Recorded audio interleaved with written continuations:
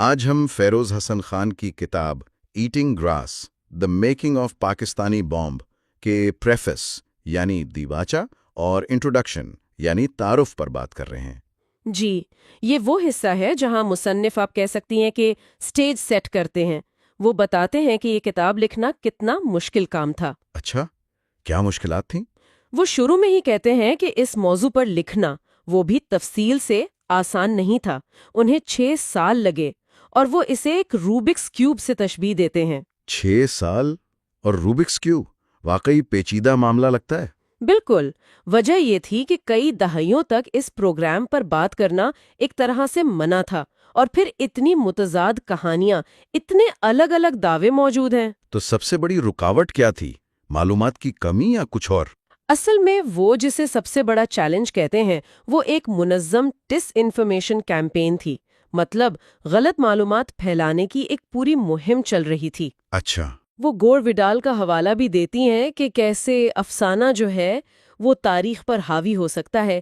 اس کے علاوہ ظاہر ہے پروگرام کی جو شدید خفیہ نوعیت تھی، وہ تو ہوگا ہی۔ سرکاری آرکائیو تک رسائی نہیں تھی، ریکارڈز نامکمل تھے، تو صرف معلومات کی کمی نہیں بلکہ جو موجود تھا اس میں سے سچ کو نکالنا بھی مشکل تھا۔ اور یہ بھی سننے میں آتا ہے کہ جو لوگ اس پروگرام کا حصہ تھے وہ خود بھی آپس میں متفق نہیں ہیں تاریخ پر۔ جی ہاں، یہ بہت ہی اہم نکتہ ہے۔ مصنف خاص طور پر 2 اداروں کی شدید دشمنی کا ذکر کرتی ہیں، ایک PAEC Pakistan atomic energy commission, اور دوسرا KRL کاہوٹا ریسرچ لیبارٹریز۔ بالکل، وہ کہتی ہیں کہ دونوں ادارے اپنی کامیابیوں کو بڑھا چڑھا کر بتاتے تھے اور دوسرے کی اہمیت کم کرنے کی کوشش کرتے تھے۔ تو یہ ادارہ جاتی مقابلہ بازی تھی؟ جی، جو پھر شخصیات کے درمیان بھی آپ کہہ سکتی ہیں تلخیوں میں بدل گئی، اور اس نے لازمی طور پر ان کے بیانات کو، ان کی یادداشتوں کو متاثر کیا۔ سمجھ گیا۔ تو تاریخ لکھنے والے کے لیے یہ ایک اور پرت تھی کہ ان تعصبات کو بھی سمجھنا تھا۔ صحیح ہے۔ اور ایک بات یہ بھی تھی کہ پروگرام کو کمپارٹمنٹلائز کیا گیا تھا، یعنی جان بوجھ کر معلومات کو ٹکڑوں میں رکھا گیا تھا۔ ہاں، یہ بھی ایک پہلو تھا۔ بہت کم لوگوں کو پوری تصویر معلوم تھی، اور پھر سولو ملٹری تعلقات کا اینگل بھی ہے کہ نیوکلیر معاملات پر کنٹرول کس کے پاس ہو، یہ ہمیشہ سے سیاسی طاقت کا ایک اشارہ رہا ہے۔ ٹھیک۔ اچھا، اس پس منظر میں مصنف کا اپنا تجربہ کتنا اہم ہے؟ وہ خود تو فوجی رہے ہیں نا؟ جی بالکل، فیروز خان خود پاکستان آرمی میں بریگیڈیئر رہے ہیں، اور اپنے کریئر کے آخری 10 سال انہوں نے اسٹریٹجک پلانز ڈویژن یعنی SPD میں بطور ڈائریکٹر گزارے۔ SPD تو NCA کا سیکریٹریٹ ہے۔ بالکل، نیشنل کمانڈ اتھارٹی کا۔ تو ان کی پوزیشن انہیں ایک خاص اندرونی زاویہ نگاہ ضرور دیتی ہے۔ تو اس رسائی کو انہوں نے تحقیق میں کیسے استعمال کیا؟ کیا طریقہ تھا انٹرویوز وغیرہ کا؟ وہ بتاتے ہیں کہ انہیں حکومت پاکستان سے خاص اجازت ملی تھی انٹرویوز کرنے کی، ریٹائرڈ سویلین لیڈرز سے، فوجی افسران سے، سائنسدانوں سے۔ اچھا، یہ تو بڑی بات ہے۔ جی، لیکن کچھ شرائط بھی تھیں، جیسے حاضر سروس اہلکاروں سے بات نہیں کر سکتے تھے، سوال نامے پہلے SPD سے منظور کروانے ہوتے تھے۔ تو کنٹرولڈ رسائی تھی ایک طرح سے۔ ہاں، اور کچھ لوگوں نے نام ظاہر نہ کرنے کی شرط پر ہی انٹرویو دیا۔ انٹرویوز کے علاوہ کیا دوسرے ذرائع بھی استعمال کیے گئے تاکہ ایک متوازن تصویر بن سکے؟ جی بالکل، انہوں نے امریکی حکومت کی ڈی کلاسیفائڈ دستاویزات دیکھیں، امریکی نقطہ نظر جاننے کے لیے۔ ٹھیک۔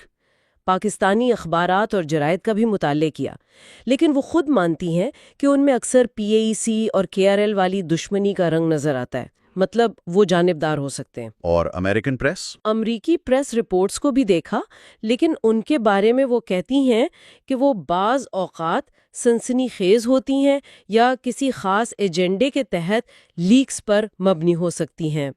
تو انہوں نے اپنے ذاتی علم اور تجربے سے سچ اور پروپیگنڈے میں فرق کرنے کی کوشش کی ہے۔ اور اس سارے عمل پر یقیناً وہ جو AQ Khan proliferation network والا سکینڈل تھا 2004 کا، اس کا سایہ تو رہا ہوگا۔ بلا شبہ، مصنف لکھتی ہیں کہ اس اسکینڈل کے بعد ماحول بہت ہی حساس ہو گیا تھا، لوگ ڈرتے تھے بات کرتے ہوئے، خاص طور پر اس متنازع معاملے پر۔ کیوں؟ کیا ڈر تھا؟ یہی کہ ان کی باتوں کو غلط نہ سمجھ لیا جائے یا توڑ مروڑ کر پیش نہ کیا جائے، خاص طور پر مغربی میڈیا میں۔ پاکستان میں یہ تاثر عام ہے کہ مغربی میڈیا اکثر نیوکلیر پروگرام کو منفی رنگ دیتا ہے۔ سمجھ گیا۔ تو ان تمام چیلنجز، ان تمام مشکلات کے باوجود مصنف کا اصل مقصد کیا تھا یہ کتاب لکھنے کا؟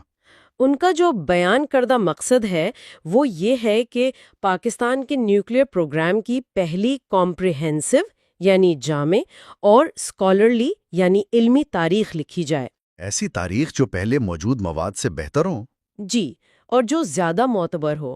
وہ زور دیتی ہیں کہ انہوں نے ذرائع کا حوالہ دینے کی کوشش کی ہے، معلومات کی تصدیق کی ہے جہاں تک ممکن ہوا، اور جہاں شواہد واضح نہیں وہاں انہوں نے اس غیر یقینی کیفیت کو تسلیم کیا ہے۔ یعنی کسی کو ہیرو یا ویلن بنانے کی کوشش نہیں کی۔ بالکل، وہ کہتی ہیں کہ مقصد کسی کو گلوریفائی یا ڈیمونائز کرنا نہیں، بلکہ مختلف افراد اور اداروں کے کردار کو ممکنہ حد تک درستگی سے بیان کرنا ہے، ایک تاریخی دستاویز بنانے کی کوشش ہے۔ یہ دیباچہ اور تعارف پڑھ کر واقعی احساس ہوتا ہے کہ یہ کتنا مشکل کام رہا ہوگا۔ جی، اور یہ سوال بھی ذہن میں آتا ہے کہ جب کسی ملک کی تاریخ اتنی پیچیدہ ہو، اتنی خفیہ رکھی گئی ہو اور اس میں شامل لوگ خود الگ الگ کہانیاں سنا رہے ہوں، تو کیا ایک مکمل غیر جانبدار تصویر پیش کرنا ممکن بھی ہے؟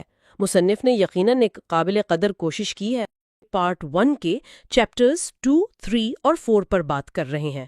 اس میں پاکستان کے ایٹمی سفر کی بالکل ابتدائی باتیں ہیں، ایوب خان کا دور اور پھر 1971 کے بعد کی تبدیلیاں۔ جی، اور یہ دیکھنا کافی دلچسپ ہے کہ ایک نیا ملک جو اس وقت اندرونی مسائل میں بھی گھرا ہوا تھا، پھر سرد جنگ کا دباؤ الگ، اور یہ ایٹمی دور بھی شروع ہو رہا تھا، تو وہ کیسے اپنے آپ کو سنبھال رہا تھا؟ چیپٹر 2 ہمیں 1950s کی دہائی میں لے جاتا ہے۔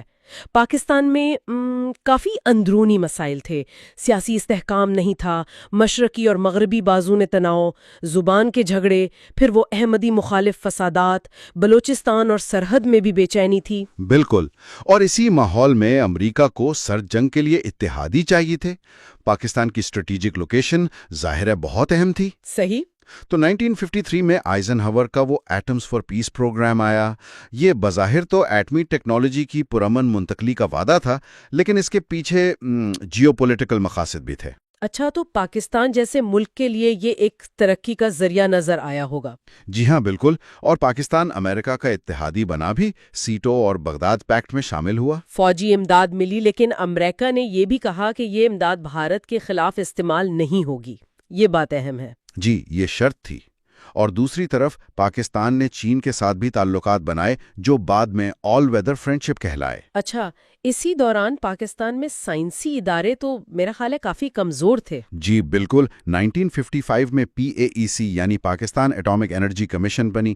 نذیر احمد اس کے پہلے چیئرمین تھے۔ ایٹمز فار پیس کے تحت امریکہ نے سائنسدانوں کی ٹریننگ بھی شروع کی، آرگون لیب وغیرہ میں۔ ہاں، ڈاکٹر رفیع محمد چودھری اور ڈاکٹر عبدالسلام جیسے لوگ جو باہر سے پڑھے ہوئے تھے، انہوں نے بنیاد رکھی۔ لیکن سلام صاحب تو پھر باہر چلے گئے تھے۔ جی، وہ احمدی فسادات اور ملک میں سائنس کی جو حالت تھی اس سے کافی مایوس تھے۔ وہ باہر چلے گئے لیکن مشورہ دیتے رہے۔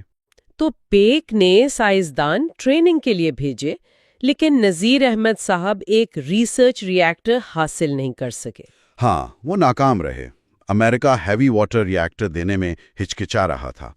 شاید اس کی وجہ یہ تھی کہ اس سے پلوٹونیم بن سکتا تھا، اور ملک کے اندر بھی دوسرے ادارے فنڈز دینے میں کوئی خاص دلچسپی نہیں رکھتے تھے۔ تو یہ تو ہو گئی ابتدائی کوششیں۔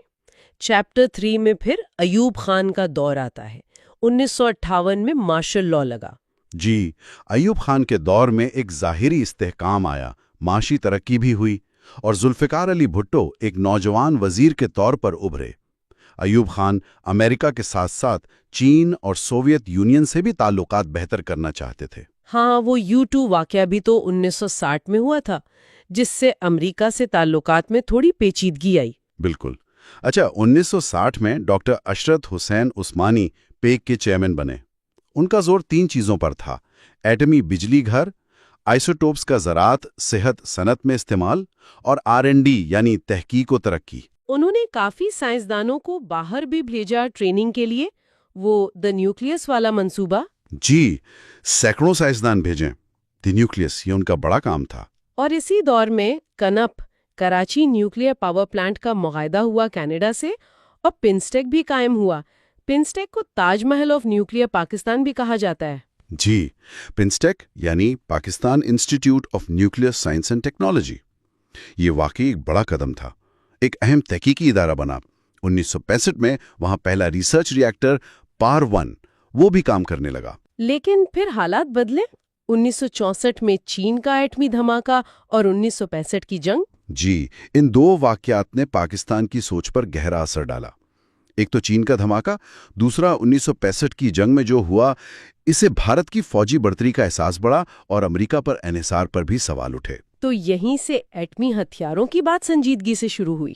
بالکل، یہیں سے وہ بحث شروع ہوئی اور دو کیمپ بن گئے. ایک بھٹو صاحب کا، جو بہت واضح طور پر بم کے حامی تھے. ان کا وہ مشہور جملہ بھی ہے کہ اگر ہندوستان بم بناتا ہے تو ہم گھاس کھا لیں گے مگر بم ضرور بنائیں گے. جی ہاں. اور دوسرا کیمپ کون سا تھا؟ دوسرا کیمپ ایوب خان کے مشیروں کا تھا، جو زیادہ محتاط تھے. وہ معاشی بوجھ اور امریکی ناراضگی سے ڈرتے تھے. اچھا. کتاب میں ذکر ہے کہ منیر احمد خان، جو بعد میں چیئرمین بنے، وہ 1965 میں ایوب خان سے ملے تھے اور بم پروگرام پر زور دیا تھا. جی، انہوں نے زور دیا تھا، مگر ایوب خان نے کہا کہ پاکستان غریب ملک ہے اور ضرورت پڑی تو بم خرید لیں گے. یہ ایک طرح سے ٹالنے والی بات تھی. انہوں نے آپشن کو بالکل رد نہیں کیا، لیکن کوئی فیصلہ بھی نہیں کیا. کتاب اسے نان ڈیسیژن کہتی ہے. مطلب فیصلہ نہ کرنا بھی ایک فیصلہ تھا، آپشن کھلا رکھا. جی، شاید یہی پالیسی تھی. وہ ایٹمی ہتھیاروں کو خطرناک بھی سمجھتے تھے. پھر 1966 میں انہوں نے بھٹو کو کابینہ سے نکال دیا. ٹھیک. اب آتے ہیں چیپٹر 4 پر، نیور اگین. 1968 تک تو ایوب خان کافی کمزور ہو چکے تھے. جی، بھٹو صاحب نے پیپلز پارٹی بنا لی تھی اور ایوب کے خلاف مہم چل رہی تھی. دوسری طرف مشرقی پاکستان میں بنگالی قوم پرستی بہت بڑھ گئی تھی. مجیب الرحمان کے 6 نکات، اگرتلہ سازش کیس، یہ سب چل رہا تھا. پھر 1969 میں ایوب خان نے اقتدار یحییٰ خان کو دے دیا. 1970 کے انتخابات ہوئے، جس میں مشرقی پاکستان میں عوامی لیگ اور مغربی پاکستان میں پیپلز پارٹی جیت گئی. جی، لیکن اقتدار کی منتقلی پر بحران پیدا ہو گیا جو حل نہ ہو سکا. اور مارچ 1971 میں فوج نے مشرقی پاکستان میں آپریشن شروع کر دیا. خانہ جنگی شروع ہو گئی. بھارت نے مداخلت کی. جی، مکتی بہانی کی مدد کی اور پھر دسمبر 1971 میں بھارت نے باقاعدہ حملہ کیا اور ڈھاکہ میں پاکستانی فوج نے ہتھیار ڈال دیے. 1971 کی شکست تو ایک بہت بڑا صدمہ تھا. بہت گہرا صدمہ، ایک نیشنل ٹراما. اسی نے نیور اگین کے جذبے کو جنم دیا اور ایٹمی ہتھیار حاصل کرنے کا جو عزم تھا وہ پہلے سے کہیں زیادہ پختہ ہو گیا. شکست کے فوراً بعد یحییٰ خان نے اقتدار بھٹو کے حوالے کر دیا. بھٹو نے آتے ہی جنوری 1972 میں ملتان میں سائنسدانوں کی کانفرنس بلائی. یہ کافی مشہور میٹنگ ہے. جی، یہ ایک طرح کا عوامی اجتماع تھا، کوئی خفیہ میٹنگ نہیں تھی. وہاں سلطان بشیر الدین محمود جیسے نوجوان سائنسدانوں نے کھل کے کہا کہ ہمیں بم بنانا چاہیے. اس میٹنگ کے بارے میں بھی مختلف باتیں ہیں. کیا بھٹو نے واضح حکم دیا تھا؟ ہاں، اس پر مختلف روایات ہیں. کچھ کہتے ہیں کہ بھٹو نے بالکل واضح کہا کہ بم بنانا ہے اور پوچھا کتنے سال لگیں گے. کچھ کہتے ہیں کہ انہوں نے صرف اشارہ دیا کہ اگر بھارت نے کچھ کیا تو آپ لوگوں کو، مطلب سائنسدانوں کو، ڈیلیور کرنا ہوگا. یعنی تھوڑا ابہام رکھا. جی، شاید جان بوجھ کر. عوامی جوش بھی تھا اور شاید پس پردہ حقیقت کچھ اور تھی.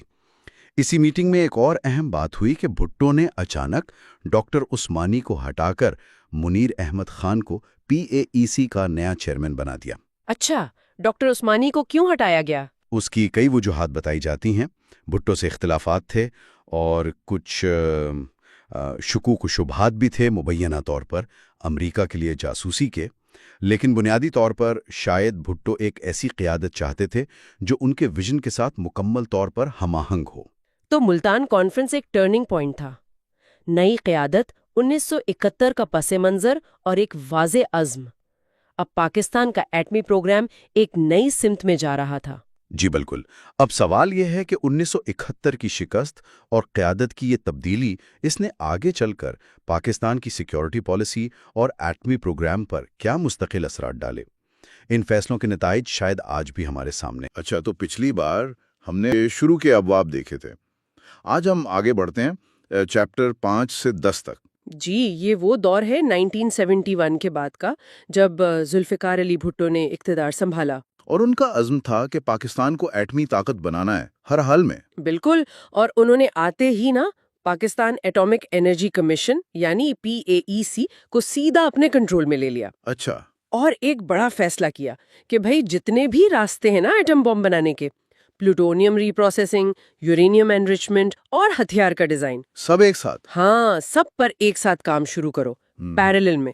یہ بڑا آپ کہے ایمبیشس قدم تھا. صحیح، لیکن یہ آسان تو نہیں رہا ہوگا. میرا مطلب ہے 1970 میں NPT آ چکی تھی، پھر 74 میں انڈیا نے دھماکہ کر دیا. او ہاں، انڈیا کے ٹیسٹ نے تو سب کچھ بدل دیا. ایک دم سے عالمی پابندیاں وہ سخت ہو گئیں. کن کن ممالک نے ہاتھ کھینچ لیا تھا؟ کینیڈا جنہوں نے کنپ دیا تھا وہ پیچھے ہٹے، فرانس جو ری پروسیسنگ پلانٹ دے رہا تھا وہ بھی، جرمنی، امریکہ، سب پر بڑا دباؤ تھا کہ پاکستان کو ٹیکنالوجی نہ دیں. اور پاکستان پر بھی دباؤ بڑھ گیا کہ بھائی NPT سائن کرو، ہتھیار نہ بناؤ. جی بالکل. اور یہ سب اس وقت ہو رہا تھا جب بھٹو صاحب اندرونی طور پر بھی بہت مصروف تھے.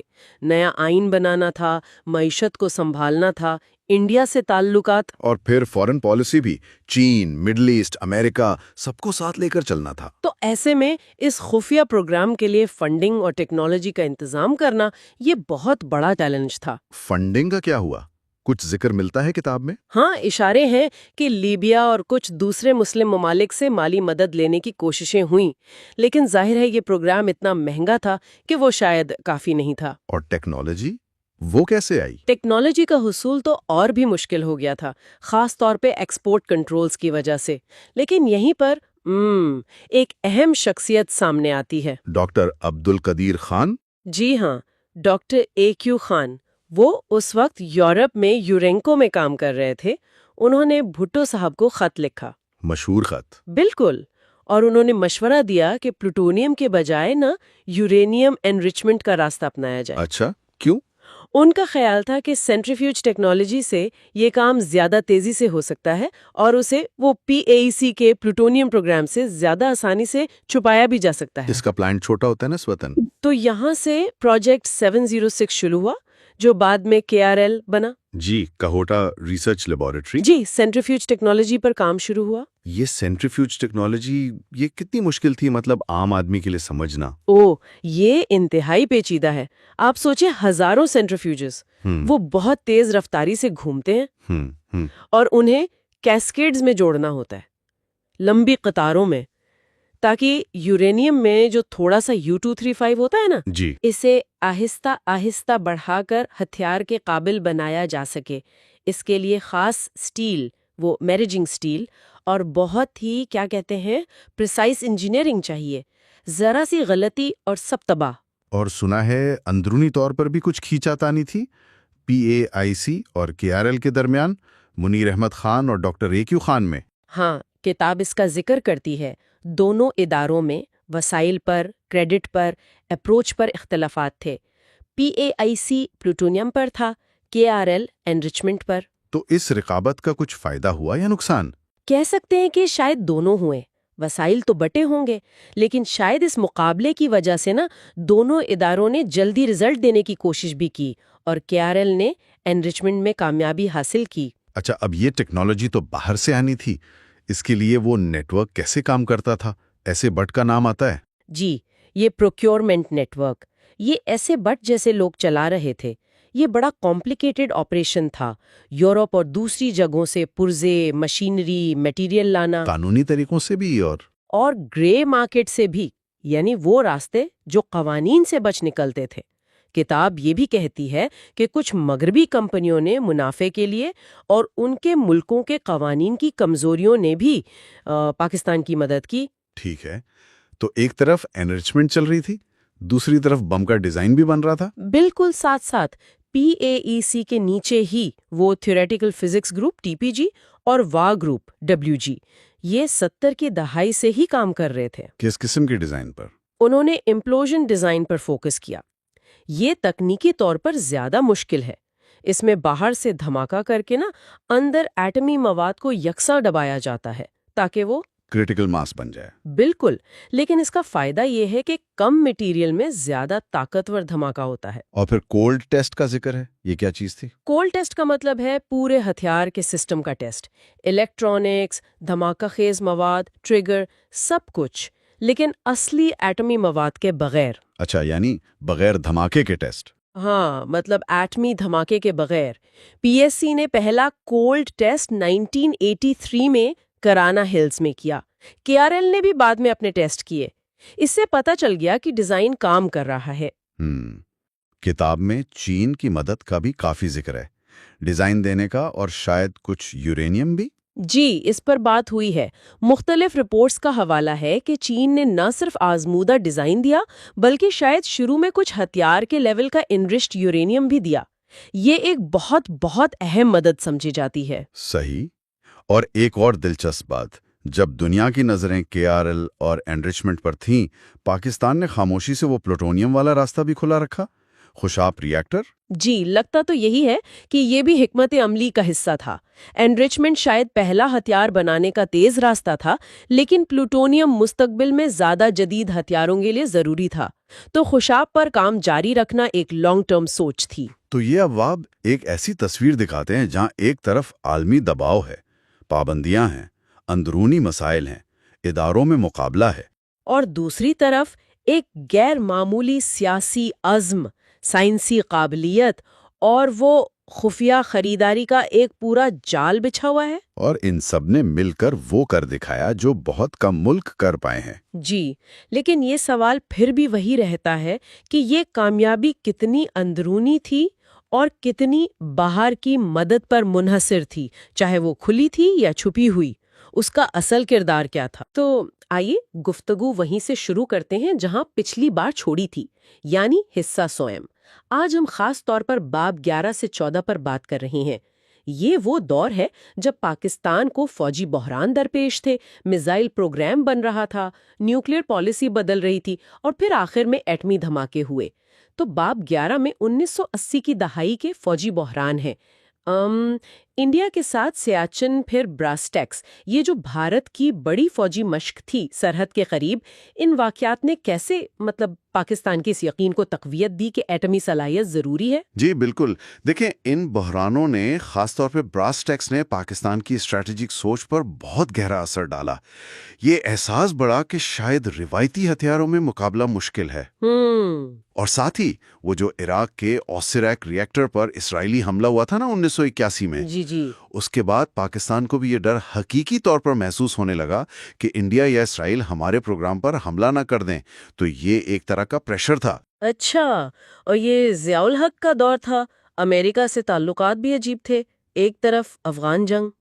ہاں بالکل، ایک طرف سے اتحادی تھے، امداد آ رہی تھی، دوسری طرف نیوکلیر پروگرام پر سخت دباؤ تھا، پابندیوں کا خطرہ سر پہ تھا۔ اور اسی دوران وہ ڈاکٹر اے کیو خان کا مشہور انٹرویو بھی آ گیا۔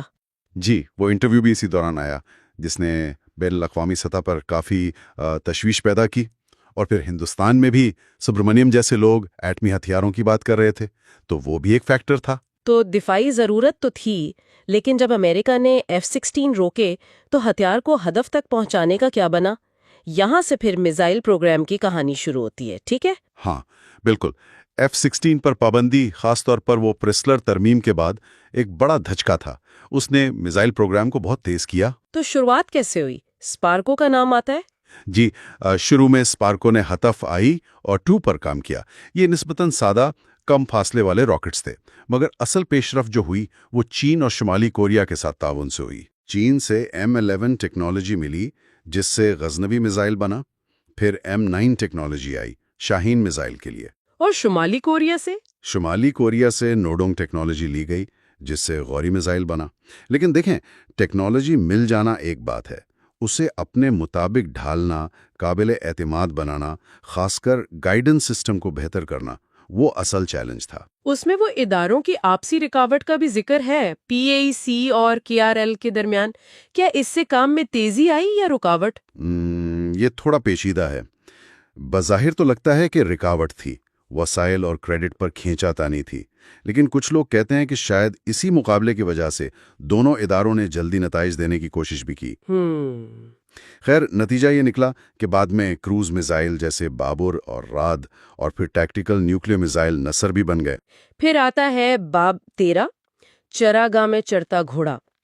ضیاء الحق کے بعد کا غیر مستحکم سیاسی دور۔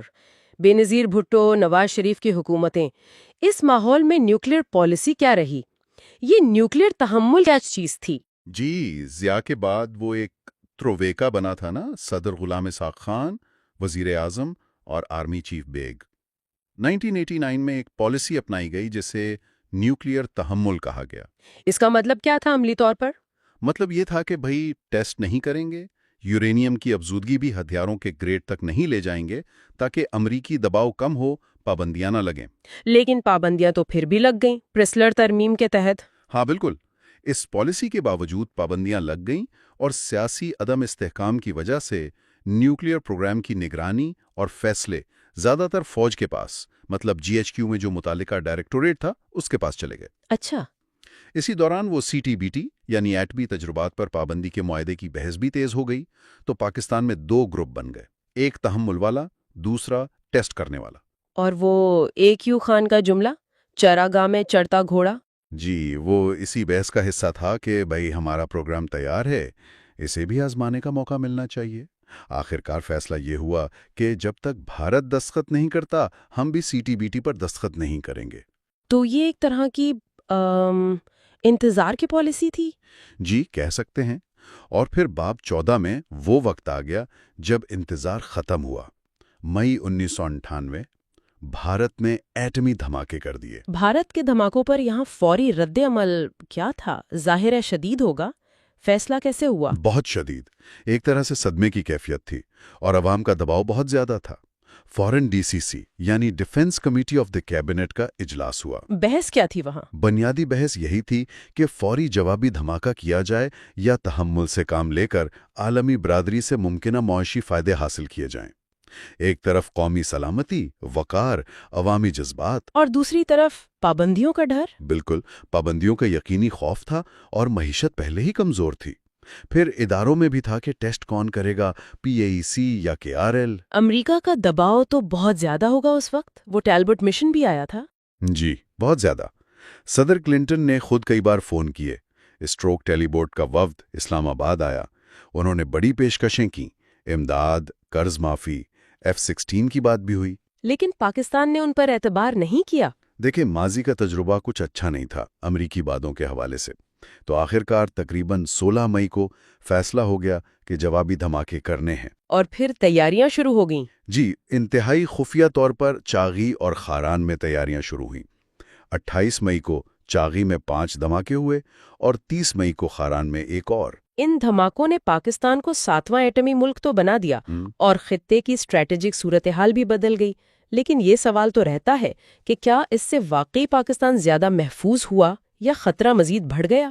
تو آج ہم فیروز حسن خان کی کتاب کے حصہ چہارم یعنی part 4 towards an operational deterrent پر بات کر رہے ہیں۔ جی، پچھلی بار ہم نے 1998 کے ٹیسٹ تک کی بات کی تھی، اب اس کے بعد کیا ہوا وہ دیکھتے ہیں۔ بالکل، چیپٹر 15 شروع ہوتا ہے ایک نئی ایٹمی طاقت کا طلوع۔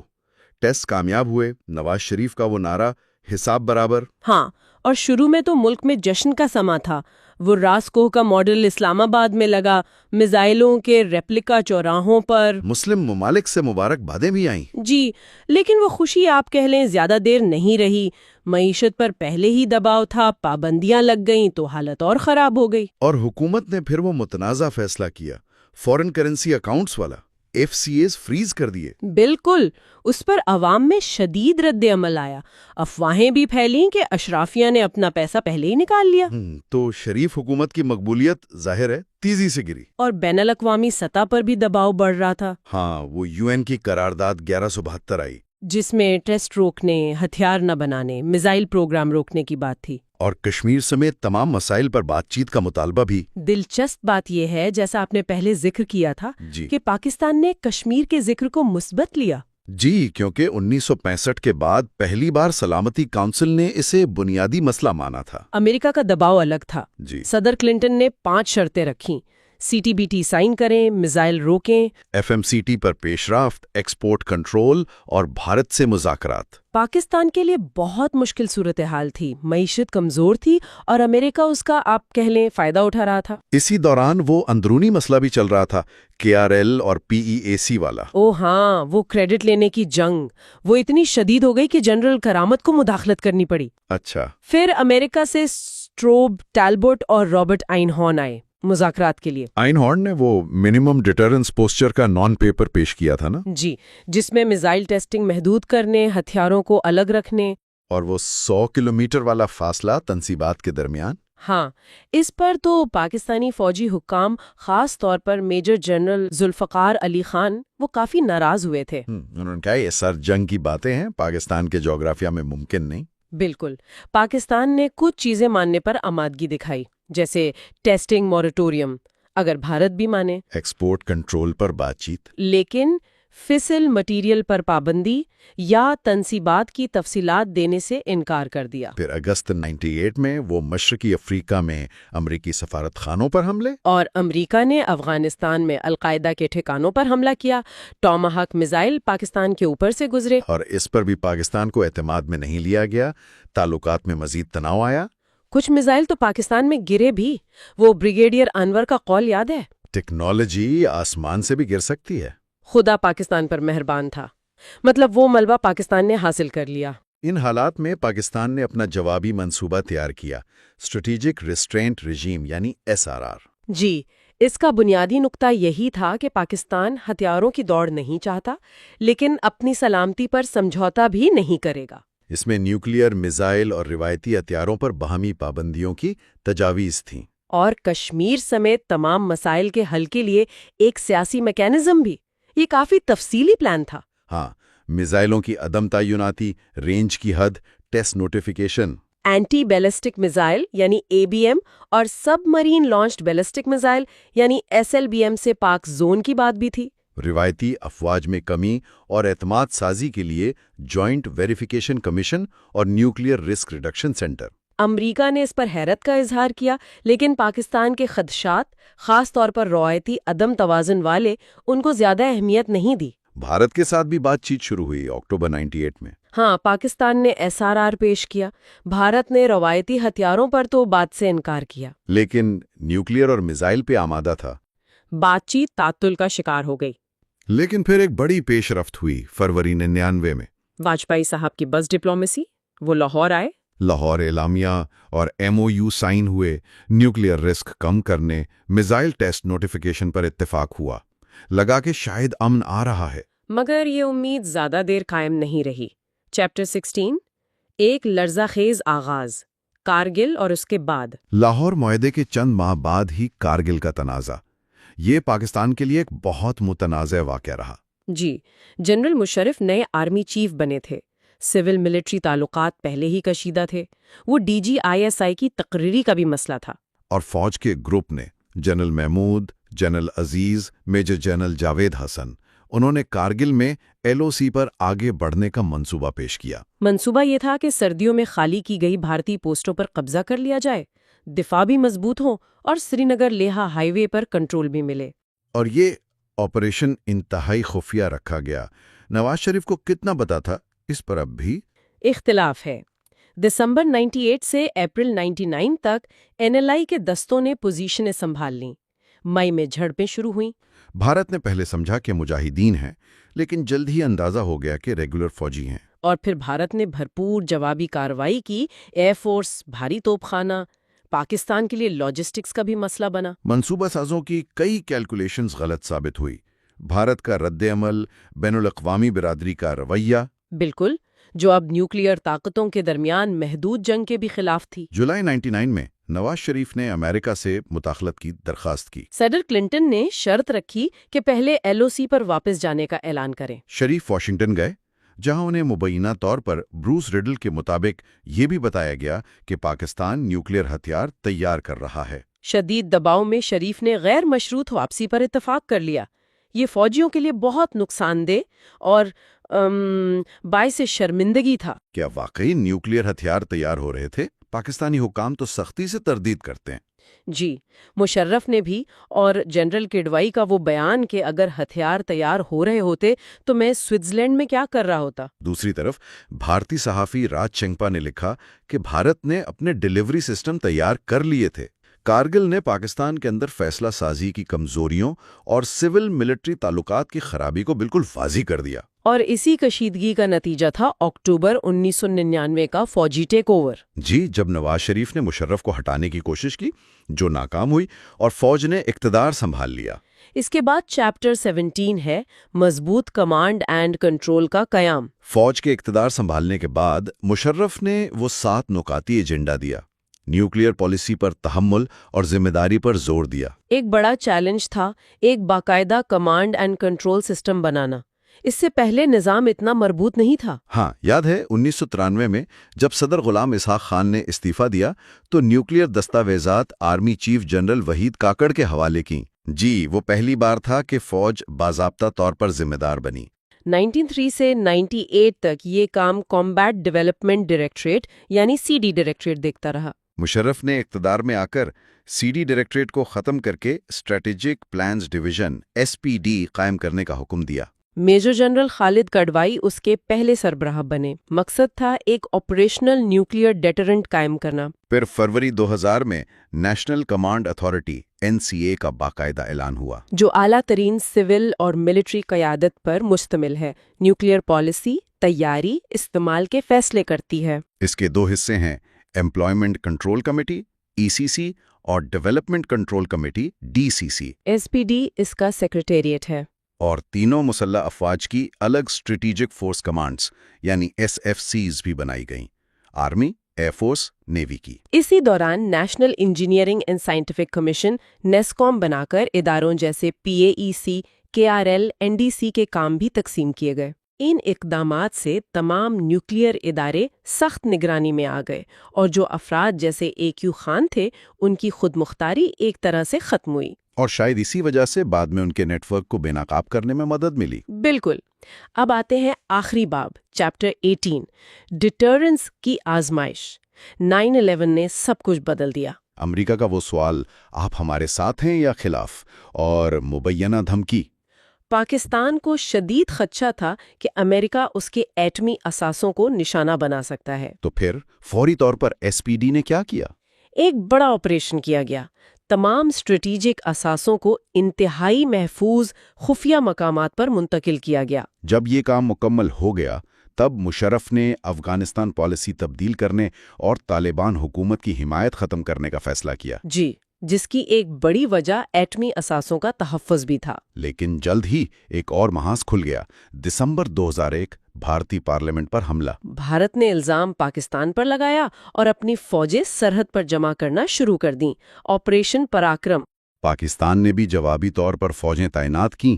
ایک شدید تناؤ کی کیفیت۔ یہ 10 ماہ طویل فوجی تناؤ پاکستان کے نیوکلیئر ڈیٹرنس کی پہلی بڑی آزمائش تھی۔ بھارت نے وہ limited war under the nuclear umbrella کا نظریہ پیش کیا تھا۔ پاکستان نے جوابی کارروائی کی، سفارتی کوششیں کی، اور کشیدگی کے عروج پر مئی 2002 میں 3 میزائل تجربات کیے، غوری، غزنوی، ابدالی۔ بالکل، یہ بھارت کے لیے ایک واضح پیغام تھا۔ اس دوران براہ راست نیوکلیئر دھمکیاں تو نہیں دی ہیں، لیکن جنرل کڈوائی اور صدر مشرف کے بیانات نے واضح کر دیا تھا کہ پاکستان اپنی بقا کے خطرے کی صورت میں یہ آپشن استعمال کر سکتا ہے۔ وہ تھریش ہولڈز والی بات، اسپیس، ملٹری، اکنامک اور پولیٹیکل ڈیسٹیبلائزیشن، یہ تعریفیں جان بوجھ کر مبہم رکھی گئیں تاکہ ڈیٹرنس قائم رہے، دشمن کو اندازہ نہ ہو کہ پاکستان کی ریڈ لائن کہاں ہے۔ آخرکار سفارتی کوششوں سے تناؤ کم ہوا۔ اکتوبر 2002 تک فوجیں واپس ہو گئیں۔ اس بحران نے پاکستان کے نیوکلیئر ڈیٹرنس پر اعتماد کو مضبوط کیا، اور یہ بھی واضح ہوا کہ نیوکلیئر ہتھیاروں نے شاید ایک بڑی روایتی جنگ کو روکا۔ تو یہ تمام واقعات، ٹیسٹ، پابندیاں، کارگل، فوجی حکومت کا آنا، NCA کا قیام، اور پھر 2001-2 کا بحران، جی، یہ سب مل کر پاکستان کے ایک آپریشنل نیوکلیئر ڈیٹرنٹ بننے کی کہانی بناتے ہیں۔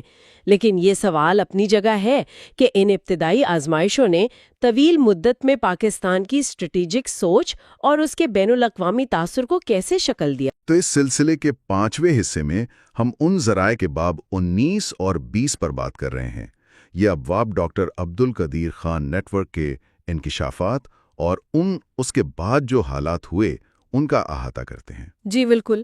باب 19 کا آغاز ایک آپ کہہ لیں کافی دلچسپ واقعے سے ہوتا ہے، جب مصنف نے صدر مشرف سے پوچھا کہ ان کے دور اقتدار کے جو 4 بڑے بحران تھے، ہاں، وہ 1999 کا کوپ، 9/11، پھر انڈیا کے ساتھ کشیدگی 2001-2 میں، اور 2004 میں یہ AQ خان نیٹ ورک کا انکشاف۔ بالکل، تو ان میں سے سب سے خطرناک کون سا تھا؟ اور مشرف صاحب کا جواب کیا تھا؟ یقیناً AQ خان والا ہی ہوگا۔ فوراً کہا AQ خان بحران۔ ان کا کہنا تھا کہ باقی بحرانوں میں تو انہیں اندازہ تھا کہ کیا کرنا ہے، لیکن یہ معاملہ ان کے اپنے الفاظ میں ایک تیز رفتار ٹرین کی طرح تھا جو سامنے سے آ رہی تھی۔ اوہ، ایک ایسی پہیلی تھی گویا جس کے ٹکڑے معلوم ہی نہیں تھے۔ یہ تو واقعی سنگین بات ہے۔ خان صاحب کے کردار کے بارے میں کیا کہا انہوں نے؟ ظاہر ہے وہ تو ایک لیجنڈ، قومی ہیرو سمجھے جاتے تھے۔ جی، مشرف نے یہ مانا کہ خان ایک لیجنڈ اور بم کے باپ سمجھے جاتے تھے، اور پروگرام میں ان کا کردار بہت اہم تھا، لیکن ساتھ ہی یہ بھی کہا کہ کسی اور شخص نے پروگرام کو اتنا نقصان نہیں پہنچایا جتنا انہوں نے پہنچایا۔ اچھا، کہا کہ خان صاحب کو مکمل خود مختاری دی گئی تھی، مگر وہ پھر خود کو ہر اتھارٹی سے بالاتر سمجھنے لگے تھے۔ تو جب 2000 میں یہ NCA اور SPD بنے، مطلب نگرانی سخت ہوئی، تو خان صاحب کا رد عمل کیا تھا؟ انہوں نے مزاحمت کی۔ صاف ظاہر ہے وہ اس نگرانی کو پسند نہیں کر رہے تھے۔ ان کے کچھ مشکوک غیر ملکی دورے بھی تھے جن پر سوالات اٹھے۔ جیسے وہ ترکی والی فلائٹ کا ذکر ہے؟ ہاں، ترکی سے ایک چارٹرڈ فلائٹ جو ایران میں ری فیول ہونی تھی، اور ایک ممکنہ خفیہ ملاقات شمالی کوریا کے سائنسدانوں کے ساتھ۔ انہی چیزوں کی وجہ سے بالآخر مارچ 2001 میں انہیں KRL کے چیئرمین کے عہدے سے ہٹا دیا گیا۔ اسی دوران ایک اور معاملہ بھی سامنے آیا تھا نا، وہ 2 ریٹائرڈ سائنسدانوں والا؟ جی بالکل۔ اکتوبر 2001 میں امریکہ کو پتہ چلا کہ 2 ریٹائرڈ پاکستانی سائنسدان سلطان بشیر الدین محمود اور چودھری عبد المجید وہ اگست 2001 میں افغانستان میں القاعدہ رہنماؤں سے ملے تھے۔ اوہ، اور یہ محمود صاحب تو خوشاب ریاکٹر کے چیف ڈیزائنر تھے نا؟ جی ہاں، اور وہ 1999 میں CTBT پر حکومتی موقف سے اختلاف کر کے ریٹائر ہوئے تھے۔ تو ان کا کیا کہنا تھا؟ وہ القاعدہ سے کیوں ملے تھے؟ محمود صاحب نے ایک خیراتی تنظیم بنائی تھی، UTN۔ ان کا دعویٰ تھا کہ وہ تو صرف ملا عمر اور اسامہ بن لادن سے افغانستان کی معاشی تعمیر نو اور ایک پولی ٹیکنک انسٹیٹیوٹ کے لیے فنڈنگ مانگنے گئے تھے۔ اچھا، انہوں نے یہ بھی کہا کہ القاعدہ کو نیوکلیئر پروگرام سے باز رہنے کا مشورہ دیا، مگر امریکیوں نے ظاہر ان پر یقین نہیں کیا۔ تو پھر کیا ہوا؟ گرفتار ہوئے وہ؟ جی، انہیں گرفتار کیا گیا۔ CIA اور ISI نے تفتیش کی اور پھر جنوری 2002 میں بغیر کسی ٹرائل کے رہا کر دیا گیا۔ تو خان صاحب KRL سے ہٹ تو گئے، لیکن ان کا اثر و رسوخ ختم نہیں ہوا تھا؟ نہیں، بالکل نہیں۔ ان کا اثر و رسوخ پھر بھی کافی تھا، جس سے ان کے جانشین ڈاکٹر جاوید مرزا ان کو مشکلات پیش آئیں۔ پھر 2003 میں IAEA نے ایران کے سینٹریفیوج پروگرام میں پاکستانی کردار کا آپ کہہ لیں ثبوت پیش کیا۔ اور پھر CIA نے بھی مشرف صاحب کو ثبوت دکھائے؟ جی، سپٹمبر 2003 میں CIA ڈائریکٹر جارج ٹینٹ نے خود صدر مشرف کو ثبوت دکھائے کہ خان صاحب نیوکلیئر ٹیکنالوجی بیچ رہے ہیں، اور پھر وہ جرمن جہاز BBC چائنا جو پکڑا گیا۔ ہاں، جو ملیشیا سے لیبیا نیوکلیئر سامان لے جا رہا تھا، وہ ایک اہم موڑ تھا۔ بالکل، وہ ایک ٹرننگ پوائنٹ تھا۔ ذرائع میں ایک اور حیران کن بات وہ سری لنکا کنیکشن کا ذکر ہے۔ وہ کیا معاملہ تھا؟ ہاں، وہ بھی ایک عجیب کڑی تھی۔ مبینہ طور پر خان صاحب نے سرکاری لیٹر ہیڈ استعمال کر کے سری لنکن صدر اور جنرل ڈی سلوا کو خط لکھے۔ سرکاری لیٹر ہیڈ پر؟ جی، ان خطوط میں ایک BSA طاہر نامی شخص سے بھتہ وصولی کے معاملے میں مدد مانگی گئی تھی، اور رقم واپسی کے لیے LTTE یعنی تامل ٹائیگرز کے رہنماؤں سے رابطہ کرنے کی دھمکی بھی دی گئی۔ یہ تو ناقابل یقین ہے۔ تو اس پورے نیٹ ورک کے بارے میں پاکستانی تحقیقات سے کیا پتہ چلا؟ یہ چل کیسے رہا تھا؟ تحقیقات سے اس نیٹ ورک کی وسعت کا اندازہ ہوا۔ یہ ایک طرح سے گلوبلائزیشن کا فائدہ اٹھا کر ایک پرائیویٹ کارپوریشن کی طرح کام کر رہا تھا۔ Private corporation? جی، اور اس کے خاتمے کی وجوہات میں یہ بھی تھا کہ یہ نیٹ ورک اب صرف پروکیورمنٹ یعنی چیزیں حاصل نہیں کر رہا تھا بلکہ پرولیفریشن یعنی ٹیکنالوجی پھیلا رہا تھا، اور پھر بدلتے عالمی حالات سے مطابقت پیدا نہ کرنا اور خان اور ان کے ساتھیوں کا لالچ اور تکبر، یہ سب عوامل تھے۔ اور یہ نیٹ ورک کس کس کو کیا دے رہا تھا؟ مطلب ایران، شمالی کوریا، لیبیا؟ دیکھیں، ایران کو P1 اور P2 سینٹریفیوج ڈیزائن اور پرزے دیے، شمالی کوریا کو پرانے سینٹریفیوج اور تکنیکی مدد دی میزائل ٹیکنالوجی کے بدلے میں، اور لیبیا کو؟ لیبیا کو تو سب سے زیادہ پورا سیٹ اپ فراہم کیا گیا سینٹریفیوج بنانے کا، اور لیبیا ڈیل کا انکشاف بھی تب ہوا جب لیبیا نے خود ہی برطانیہ اور امریکہ سے رابطہ کیا پابندیاں اٹھوانے کے لیے۔ اندرونی طور پر یہ سب کیسے چلتا رہا؟ مطلب KRL کی کوئی جواب دہی نہیں تھی، کرپشن کو نظر انداز کیا جا رہا تھا؟ بالکل، KRL کی غیر جواب دہ حیثیت تھی اور کرپشن کو قومی سلامتی کے نام پر نظر انداز کیا جاتا رہا۔ کچھ لوگ جیسے جنرل اسلم بیگ وہ بھی سمجھتے تھے کہ سائنسدانوں کو ایسے فرنج بینیفٹس مل سکتے ہیں۔ اچھا۔ خود مشرف صاحب کا بھی خیال تھا کہ شروع میں یہ شاید کریکٹ اپروچ تھی، ورنہ پروگرام آگے نہ بڑھتا۔ تو آخر میں یہ نیٹ ورک ختم کیسے ہوا؟ کیا اندرونی لوگوں نے مدد کی؟ جی، اس میں ٹینر فیملی جیسے کچھ اندرونی لوگوں کا کردار بھی سامنے آیا، جنہوں نے مبینہ طور پر CIA وغیرہ سے تعاون کیا۔ آخرکار مشرف صاحب نے بین الاقوامی دباؤ اور اندرونی عوامی رد عمل میں ایک توازن قائم کرنے کی کوشش کی۔ اور خان صاحب سے ٹی وی پر اعتراف جرم کروایا؟ جی، اور پھر انہیں معافی دے کے نظر بند کر دیا۔ لیکن اس سب کے باوجود پاکستان کی ساخت کو بہت زیادہ نقصان پہنچا، ناقابل تلافی نقصان۔ اس بحران کے بعد کیا تبدیلیاں آئیں؟ SPD میں اصلاحات وغیرہ؟ ہاں، SPD میں اصلاحات کی گئیں۔ امریکہ کے تعاون سے ایک پرسونل ریلائبلٹی پروگرام یعنی PRP شروع کیا گیا، اہلکاروں کی جانچ پڑتال سخت کی گئی، سائنسدانوں کی نگرانی بھی بڑھا دی گئی۔ اور باب وسمے مصنف مستقبل کے بارے میں کیا کہتے ہیں؟ پاکستان کے لیے اصل چیلنجز کیا ہیں؟ مصنف کہتے ہیں کہ اصل چیلنجز اب اندرونی استحکام، معاشی ترقی اور یقیناً انڈیا کے ساتھ تعلقات ہیں۔ اور پاکستان کے نیوکلیئر مستقبل کے بارے میں کیا ممکنہ راستے بتائے ہیں؟ وہ 2 ممکنہ راستے بتاتے ہیں۔ ایک تو اعتدال پسند اور عملیت پسندانہ راستہ ہے جو موجودہ قومی سلامتی کے نظریے کو ہی جاری رکھے گا، اور دوسرا ایک زیادہ بنیاد پرست تبدیلی کا راستہ ہے۔ اگر کوئی دائیں بازو کی حکومت آتی ہے تو وہ شاید نیوکلیئر ہتھیاروں کو ایک نظریاتی ہتھیار کے طور پر دیکھے۔ اور آخر میں مصنف ایک تلخ حقیقت کی طرف اشارہ کرتے ہیں۔ جی، وہ بھٹو صاحب کے الفاظ کو یاد دلاتے ہیں کہ جہاں پاکستان نے نیوکلیئر صلاحیت تو حاصل کر لی، وہیں قوم کو شاید آج بھی گھاس کھانا پڑ رہی ہے، ایک